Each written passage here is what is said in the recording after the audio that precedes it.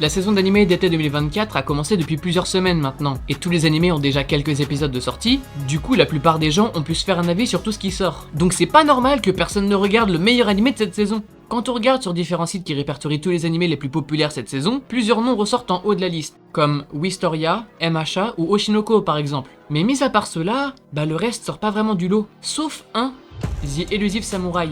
Mais pour le voir, il faut descendre encore plus bas, en dessous de beaucoup trop d'animés à mon goût. Et vous me direz que c'est peut-être à cause du premier épisode, qui ne serait pas assez marquant. Mais non, l'épisode peut facilement être débattu comme étant dans le top des meilleurs premiers épisodes, tout animé confondu. Mais alors le problème ce serait le studio d'animation? Ou le staff qui serait pas très connu? Et toujours pas. Le studio qui adapte le manga c'est Cloverworks, connu pour avoir fait des animés comme Promise Neverland, Bunny Girl Senpai et même Horimiya par exemple. Et le staff, si on parle uniquement du directeur de l'animé, c'est le même que celui qui a produit One Other Egg Priorities. Donc il est où le problème? Je sais pas. Par contre, je sais où il n'y a pas de problème dans Elusive Samurai, et mon but c'est de redorer le blason de cet animé de fou, pour qu'il y en ait de plus en plus dans le futur. Commençons. En premier lieu, on va d'abord parler uniquement du premier épisode et en seconde partie de quelques détails des épisodes qui suivent. Donc je ne vous spoilerai rien de ce qui peut rendre votre découverte un délice, ne vous inquiétez pas. J'ai dit au début qu'il n'y avait pas beaucoup d'animés cette saison qui sortent du lot. Donc pourquoi est-ce que je pense que Elusive Samurai fait partie des exceptions? Le perfectionnisme sur chaque plan d'animation. Un animé qui met un point fort à peaufiner le plus possible tous les plans d'un épisode, c'est quasiment impossible. Donc quand ils ne peuvent pas tout perfectionner, ils font preuve d'une grande ingéniosité. Et ça se voit, à chaque nouvelle technique utilisée, on sent la passion des gens derrière la création de l'animé, et ça sur chaque frame de l'œuvre.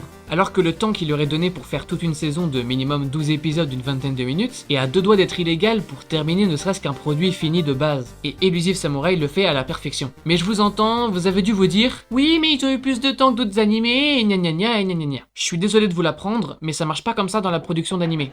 Parce que tous les animés ont un budget d'environ une centaine de milliers d'euros par épisode, ce qui revient à payer les employés le même nombre de temps avec cet argent. Ce qui fait réellement la différence, c'est le staff, l'équipe qui travaille sur l'animé. Un staff expérimenté sera 20 fois plus rapide qu'une équipe novice, car un vétéran trouvera le moyen de gagner 15 minutes chaque jour sur une certaine tâche pendant une année entière de travail sur l'animé. Rien qu'avec ces 15 minutes, fois chaque jour de l'année, le staff gagne environ 90 heures de travail en plus. Alors imaginez si toute l'équipe était aussi expérimentée, le temps gagné serait réinvesti pour améliorer la qualité globale de l'animé, et c'est souvent pour ça que vous voyez des fluctuations et des baisses de qualité entre différents animés. Et à l'inverse, des shows comme Demon Slayer qui dépassent les limites de ce qui est vu dans le domaine sont possibles car tous les membres du studio du Ufotable sont des énormes pointures de l'animation et se connaissent tous sur le bout des doigts car ils bossent ensemble depuis très longtemps.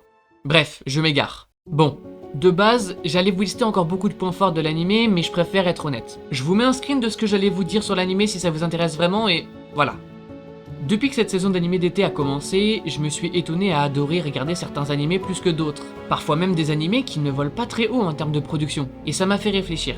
Elusive Samurai, j'ai continué de regarder parce que ça se déroulait bien, c'était stylé, marrant, et la production était incroyable. Sauf qu'il me manquait un truc. Ce truc que j'avais quand j'ai regardé Wistoria, Oshinoko, ou encore Days with My Stepsister. Non, le titre est bizarre, mais je vous jure que l'anime est vraiment bien. Et en voulant faire cette vidéo, je me suis rendu compte que j'avais pas tant que ça envie de sortir une vidéo sur Elusive Samurai en particulier, mais plutôt sur la qualité de celui-ci. Et ce que pourraient donner nos futurs animés préférés si jamais la production leur en laisse la possibilité. Donc je me suis dit que si je poussais beaucoup de gens à regarder Elusive Samurai, les gens haut placés qui décident de quelle œuvre aura une bête d'adaptation commenceraient peut-être à se dire « Tiens, un animé de bonne qualité de production est plutôt rentable. Faisons-en d'autres !» Mais c'est une pensée bien trop naïve. Le système de production d'animés au Japon fonctionne à la chaîne, quasi industriellement, où ils pondent des animés pourris juste pour faire un max de bénéfices. Donc au final, regardez ce que vous voulez. Il y a que vous qui saurez si ce que vous regardez c'est bien, et c'est à nous, artistes, de concrétiser des œuvres magnifiques en dépit du traitement de la création par rapport à l'industrie. Si comme moi vous aimez voir des animés stylés où on sent que le staff a mis tout son cœur à l'ouvrage dedans, alors je peux que vous conseiller d'aller supporter les gens qui bossent activement sur ces animés sur les réseaux sociaux. Depuis le début de la vidéo, j'ai essayé de vous mettre le plus de crédits d'animateurs sous les clips qu'ils ont fait. Si j'en ai oublié certains ou que je me suis trompé sur d'autres, n'hésitez pas à me corriger dans les commentaires. En tant qu'animateur, moi aussi, je suis pas mal ce qui se passe dans l'industrie. Et malgré tout ça, je suis un créatif, au fond. Donc je vais pas m'arrêter pour si peu, et je pense que beaucoup d'artistes pensent comme moi.